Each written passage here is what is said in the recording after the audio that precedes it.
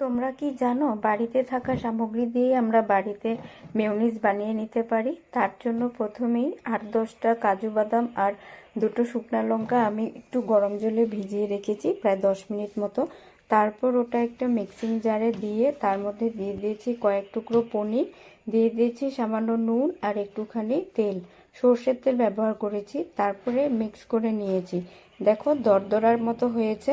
তারপর এতে দিয়ে দিব একদম সামান্য পরিমাণে জল, দিয়ে আবারও ঢাকা দিয়ে আবার এটা পেস্ট বানিয়ে নিব। দেখো একদম ক্রিমি ক্রিমি মেয়োনিজ আমাদের রেডি।